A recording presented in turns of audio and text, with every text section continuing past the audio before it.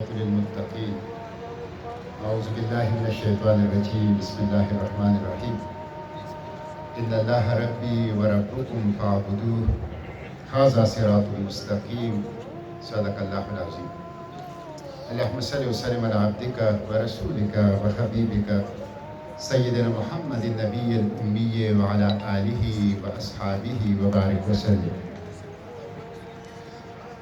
محترم ناظمین اعلیٰ، اسلامی جمعیت طلبہ پاکستان، برادر حمزہ محمد صدیقی، محترم ناظم صوبہ اسلامی جمعیت طلبہ کریم اللہ بھائی، محترم ناظم کیمپس برادر شفیق صاحب، جناب عبدالواسع صاحب سیکرٹری جنرل جماعت اسلامی خیبر پختونخوا، حبیب الرحمن اور افضائی سے صدر احباب کیمپس جمعیت، قائدین جماعت اسلامی، قائدین احباب، ذمہ داران اسلامی جمعیت طلبہ، حاضرین مجلس، ناظم اعلیٰ اسلامی جمعیت طلبہ پاکستان، محترم حمزہ صدیقی صاحب نے بہت خوبصورت گفتگو کی. اور ناظم اعلیٰ سب کا ناظم اعلیٰ ہوتا ہے، وہ سابقین کا بھی ناظم اعلیٰ ہوتا ہے اور جمعیت کا بھی ناظم اعلیٰ ہوتا ہے. اور ناظم اعلیٰ محترم کی گفتگو وہ ختمی گفتگو ہوتی ہے. تو میں خود ان کی گفتگو سے مجھے حوصلہ ملا، جذبہ ملا، سیکھا میں نے اس سے. تو انہی کی گفتگو کو ہم کافی سمجھیں گے اور میں آپ کا زیادہ وقت نہیں لوں گا اور حکم کی اطاعت میں چند بکھری باتیں آپ لوگوں کے سامنے کروں گا جس کا قدر مشترک ہمارا مقصد اور نصب ہے. سب سے پہلے تو اسلامی جمعیت طلبہ کیمپس کو خراج تحسین اور شاباش بنتی ہے کہ انہوں نے ہم سب کو اکٹھا کیا اور اتنے خوبصورت پروگرام کا انعقاد کیا، اتنے اچھے انتظامات کیے، ہمیں بتایا کہ اسلامی جمعیت طلبہ کا قافلہ بلاخیز جو ہے عشق کا، وہ کون سی وادی میں ہے اور کون سی منزل میں ہے. اور پھر احباب جمعیت کو بھی جمع کیا کہ جو مختلف شعبہ حیات میں مصروف ہیں اور اپنے اپنے دور میں کبھی دن اور رات اکٹھے ہوتے تھے اور ایک ہی دھن اور ایک ہی جذبہ ہوتا تھا. تو بڑے عرصے کے بعد جب ایک اس طرح کی ملاقات ہوتی ہے ہمدمی دیرینہ سے، تو وہ تو مسیحا اور خضر سے بھی اچھی ہوتی ہے. تو وہ ہمدمی دیرینہ کی ملاقات کا انتظام بھی ہو گیا. تو میں ان کو خراج تحسین پیش کرتا ہوں اور شاباش دیتا ہوں. مولانا مودودی رحمۃ اللہ علیہ ہمارے اس دور کے سب سے بڑے عظیم شخصیت ہیں اور ان کو اپنے ہم عصروں نے جو خطابات کیے ہیں، القابات کیے ہیں، خراج تحسین پیش کیا ہے، وہ بالکل مبنی بر حقیقت ہے. مولانا مودودی رحمۃ اللہ علیہ کو اپنے ہم عصروں نے امام المسلمین کہا ہے، المسلم العظیم کہا ہے، غزالی عصر کہا ہے، ابن تیمیہ وقت کہا ہے. اور سچی بات یہ ہے کہ جب آپ ان کی لٹریچر کو پڑھیں گے تو یہ ساری چیزیں آپ کو ان کی لٹریچر کے اندر ملے گی. ابن تیمیہ کا کردار، غزالی کا کردار، مسلمانوں کے سب سے عظیم مفکر، فلسفی، مدبر، منتظم، محقق، یہ ساری چیزیں آپ کو ان کی اس لٹریچر کے اندر وہ نظر آئے گی. اور پروفیسر خورشید صاحب نے ان کے اوپر کیا خوبصورت تبصرہ کیا ہے کہ مولانا مودودی رحمۃ اللہ علیہ وہ شخصیت ہیں کہ جس طرح ہمالیہ کے پہاڑی سلسلہ، ماؤنٹین رینج، اپنی جگہ سے جنبش کیے بغیر ایشیا کے آب و ہوا پہ اثر انداز ہوتا ہے، اسی طرح مولانا مودودی رحمۃ اللہ علیہ اپنی لائبریری میں بیٹھے بیٹھے امت اور زمانے کے حالات کے اوپر اثر انداز ہوئے. تو وہ بہت بڑی شخصیت ہے. اور بہت بڑا کام مولانا مودودی رحمۃ اللہ علیہ نے کیا ہے۔ آج اگر اسلام ایک طاقتور تحریک کی صورت میں دنیا کے کونے کونے میں مختلف شعبہ حیات کے اندر موجود ہے، اسلام کے اوپر فخر کا اظہار لوگ کرتے ہیں، اسلام کے ساتھ وابستگی فخر کے ساتھ کرتے ہیں، اس کے پیچھے اس عظیم شخصیت کی کاوشوں کا اور جدوجہد کا رول ہے۔ اسلامی جمعیت طلبہ انہی مولانا مودودی رحمۃ اللہ علیہ کا کامیاب تجربہ ہے۔ ان کے جماعت اسلامی بھی ان کا تجربہ، اسلامی جمعیت طلبہ بھی ان کا تجربہ، پوری دنیا کے اندر جو ایک عالمی اسلامی تحریک ہے اسلام کے انقلاب کی، یہ سب ان کے تجربات ہیں۔ ایک کامیاب تجربہ ان کا وہ اسلامی جمعیت طلبہ ہے، اور یہ اسلامی جمعیت طلبہ کی برکت تھی کہ جس کے ذریعے سے مولانا مودودی رحمۃ اللہ علیہ کا پیغام، اسلامی انقلاب کا پیغام زندگی کے ہر گوشے کے اندر پہنچ گیا۔ ولی رضا نصر جو the background of the Islamic revolution, the Jamaat Islami of Pakistan, اس کے مصنف ہیں، اور تحقیق کی آڑ میں ظاہر ہے مستشرقین جو کچھ کرتے ہیں آپ مجھ سے بہتر جانتے ہیں۔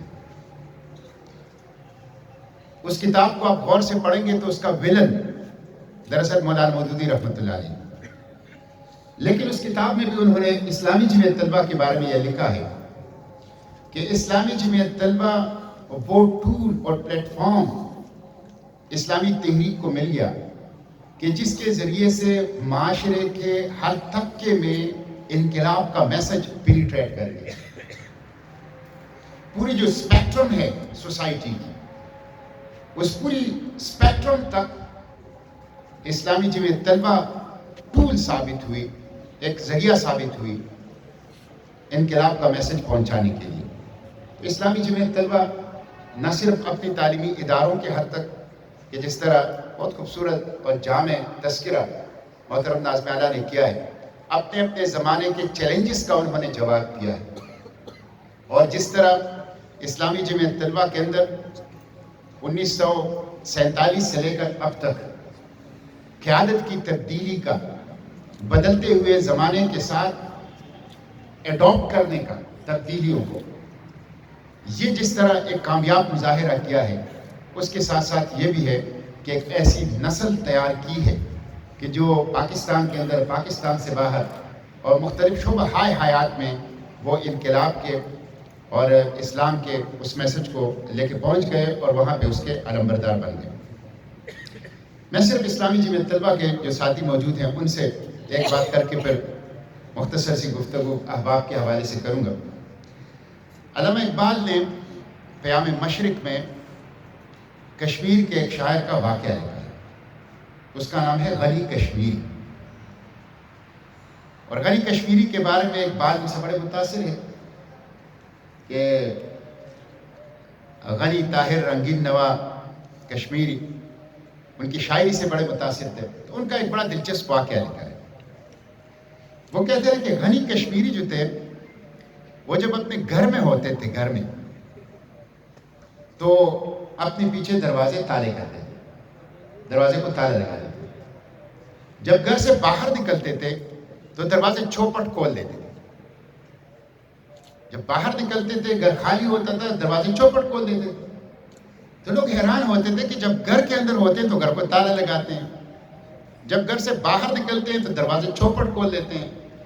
تو کسی نے ان سے پوچھا کہ اے شاعر رنگین نوا، یہ آپ خلاف عادت کام کیوں کر رہے ہیں؟ جب باہر جاتے ہیں تالے لگاتے ہیں، جب اندر آتے ہیں تالے کھولتے ہیں، آپ جب اندر ہوتے ہیں تالے لگاتے ہیں، جب باہر جاتے ہیں تالے کھول دیتے ہیں۔ تو انہوں نے بڑا خوبصورت جواب دیا، اقبال نے پیام مشرق میں اس کو نقل کیا ہے، اور یہ دراصل اسلامی جمعیت طلبہ کی ہے کہ دیکھیں اس گھر میں سب سے قیمتی متاع میں ہوں میں، تو جب میں گھر میں ہوتا ہوں تو سب سے قیمتی متاع اور سرمایہ گھر میں ہوتا ہے، تو میں تالا لگا دیتا ہوں کہ اس کی حفاظت کی جائے، اور جب اس گھر سے میں نکل جاتا ہوں تو پھر اس میں کوئی ایسی چیز نہیں ہو جو قیمتی ہو، تو میں اس کو کھول دیتا ہوں۔ تو سب سے قیمتی آپ ہیں، آپ اپنی اس قیمت کا احساس کیجئے اور اسلامی جمعیت طلبہ کی جو حسین اکیڈمی آپ کو ملی ہے، غیر معمولی اکیڈمی آپ کو ملی ہے، اس میں اپنے آپ کو سنوارئے۔ جتنا رگڑ آپ جمعیت کے اندر کھائیں گے، جتنی محنت آپ جمعیت کے اندر کریں گے، جتنی اپنے آپ کو تھکائیں گے، مٹی کریں گے، اتنی ہی آپ کی صلاحیتیں پالش ہوں گی، اتنی ہی آپ نکھریں گے، اتنی ہی آپ عملی زندگی کے لیے بڑے سے بڑے چیلنجز کے لیے بہت تیار ہوں گے۔ تو یہ میری آپ سے درخواست ہے۔ مجھے جو جمعیت سے برات کے بعد جو افسوس رہتا ہے وہ یہ ہے کہ میں اور پڑھتا جمعیت میں، اور محنت کرتا، اور رگڑا کھاتا اپنے ناظرین کے ہاتھوں، اور مصیبتیں اور تکلیفیں اٹھاتا۔ اگرچہ مدثر شاہ بیٹھے ہوئے ہیں یہاں پہ، یہ مجھے کہیں گے کہ ہمیں بھی کافی رگڑا دیا ہے آپ نے، لیکن وہ رگڑا ابھی بھی کام آئے گا انشاءاللہ۔ تو یہ میری آپ سے درخواست ہے، اسلامی جمعیت طلبہ کے جو یہاں پہ ساتھی بیٹھے ہوئے ہیں، بہت بڑی نعمت ہے، بہت بڑی نعمت ہے اسلامی جمعیت طلبہ۔ جو چیز اسلامی جمعیت طلبہ سکھاتی ہے دنیا کی کسی اکیڈمی، کسی انسٹیٹیوشن، کسی ادارے کے اندر آپ کو نہیں ملے گا۔ جہاں جائیں گے جمعیت کا سکھایا ہوا آپ کے کام آئے گا، اور جو جمعیت کا سکھایا ہوا ہے اس کا کوئی مقابلہ نہیں کر سکتا۔ تو میری آپ سے یہ درخواست ہے کہ جمعیت کے جو ساتھی یہاں بیٹھے ہوئے ہیں، احباب کے حوالے سے میں بات کر کے اپنی گفتگو سمیٹ لوں گا کہ دیکھیں، جمعیت تو اکیڈمی ہے، جس طرح مولانا مودودی رحمۃ اللہ علیہ نے کہا ہے کہ جب آدمی سحری کے لیے اٹھتا ہے اور سحری کرتا ہے تو وہ روزے کی تیاری کرتا ہے، اور روزے نفسانی خواہشات سے دور رہنے کا، اللہ کے راستے میں بھوک اور پیاس برداشت کرنے کا، اور اللہ کے راستے میں جائز اور حلال چیزوں کو اللہ کے حکم سے اس سے اپنے آپ کو روکنے کا نام ہے۔ تو یہی اسلامی جمعیت طلبہ ہے، مولانا مودودی رحمۃ اللہ علیہ، کہ آپ دراصل آپ کو روزے کے لیے بھوک اور پیاس، نفسانی خواہشات سے دور، اللہ کے راستے میں جائز ضرورتوں کو تج دینا، سرنڈر کرنا، ہاتھ اٹھانا، اس کے لیے تیار کیا جاتا ہے۔ لیکن جب آپ جمعیت میں یہ ساری چیزیں ٹریننگ حاصل کر لیتے ہیں اور پھر واپس آ کے وہ کام نہیں کرتے، تو یہ تو ایسا ہی ہے جیسے سحری کہا کہ بندہ سو جائے اور روزہ بھی نہ رکھے اور نماز بھی نہ پڑھے، تو اس کا کوئی فائدہ نہیں ہے۔ تو اس اکیڈمی میں جو کچھ سیکھا ہے، اس اکیڈمی کا یہ حق ہے آپ کے اوپر کہ زندگی کے آخری سانس تک اس مقصد کی، اس مشن کی، اس نصب العین کی خدمت کی جائے، اس کی خدمت کی جائے۔ اور اس خدمت کو میں آپ کو بتاؤں، اس خدمت کو کسی چیز سے مشروط نہ کیا جائے۔ یہ قرآنی مشن ہے، ان اقیم الدین، یہ پیغمبری مشن ہے، لیظہرہ علی الدین کلہ۔ یہ تو اس کو کسی چیز کے ساتھ مشروط نہیں کیا جا سکتا، کسی چیز کے ساتھ اس کو باندھا نہیں جا سکتا۔ یہ میرا زندگی کا مقصد ہے، غایت ہے، میں اسی کے لیے ہوں، اسی کے لیے جیوں گا۔ یہ چیز نہیں ہوگی تو میری زندگی کی غایت ہی ختم ہو جائے گی۔ تو ہر صورت میں، ہر حالت میں اپنے مقصد اور مشن سے وابستہ رہنا اور اس کی خدمت کرنا۔ یہ نغمہ فصل گل و لالہ کا نہیں پابند، بہار ہو کی خزاں لا الہ الا اللہ۔ یہ وہ کمٹمنٹ، وہ وابستگی، وہ محبت، وہ عشق اور وہ جنون اپنے مقصد و نصب العین کے ساتھ یہ جمعیت کی اکیڈمی نے سکھایا ہے، اور اس تعلیم کا یہ تقاضا ہے کہ ہم زندگی کے آخری سانس تک اس کے ساتھ رہیں۔ سید قطب شہید کی کتاب ہے معالم فی الطریق، مائل سٹون۔ یہ وہ کتاب ہے جس پہ ان کو پھانسی دی گئی، جو ان کے فرد جرم تھا اس میں یہی کتاب تھی جس کی بنیاد پہ ان کو پھانسی دی گئی۔ اور سچی بات یہ ہے کہ میں تو ہمیشہ اس کو پڑھتا ہوں۔ جب میں یہاں آ رہا تھا میں نے کہا پھر اس کو ایک نظر اس پہ ڈال لی۔ الہامی کتاب، بالکل جس طرح ایک الہامی انداز سے لکھا گیا، اس کا انداز، خصوصاً جو 2 ترجمے ہوئے ہیں، اس کے ایک خلیل حامدی صاحب نے کیا ہے، مرحوم ہمارے استاد تھے، اور دوسرا عنایت اللہ سبحانی صاحب نے کیا ہے۔ بالخصوص عنایت اللہ سبحانی صاحب کا جو ترجمہ ہے وہ تو آپ کو بہا کے لے جاتا ہے اپنے ساتھ۔ تو اس میں انہوں نے لکھا ہے کہ دیکھیں، ہم مزدور ہیں، مزدور، اور مزدور کا کام ہے اپنی مزدوری کا حق ادا کرنا۔ اپنی مزدوری کرنا، اس کا اس کے علاوہ اور کوئی کام نہیں، اس کے علاوہ اور کسی چیز کے اوپر وہ نظر نہیں رکھے گا، وہ صرف اسی کے اوپر نظر رکھے گا، اسی کے ساتھ وابستہ ہوگا، اسی میں اس کی دلچسپی ہوگی، اسی میں لگا ہوگا، اور کسی چیز کے ساتھ وہ نہیں لگا۔ کیا ہوتا ہے؟ انقلاب آتا ہے یا نہیں آتا؟ میرے دشمن خائب و خاسر ہوتے یا نہیں ہوتے؟ فتح ملتی ہے یا نہیں ملتی؟ یہ irrelevant چیزیں ہیں۔ اصل چیز مزدوری کرنا اور مزدوری کا حق ادا کرنے کی کوشش کرنا۔ اور کہتے ہیں پھر اس مزدوری کا انعام کیا ہے؟ تو وہ کہتے ہیں اس مزدوری کے 3 انعام، جو کہ پوری انبیاء کی اسلامی تحریک کا سلسلہ ہے، اس کے تناظر میں وہ کہتے ہیں 3 انعام ہیں۔ یہ بالکل آخری چیپٹر ہے اور میں سمجھتا ہوں کہ یہ مائل سٹون کا خلاصہ ہے اس آخری چیپٹر کے اندر۔ پہلا انعام سکینت قلب۔ یہ بندہ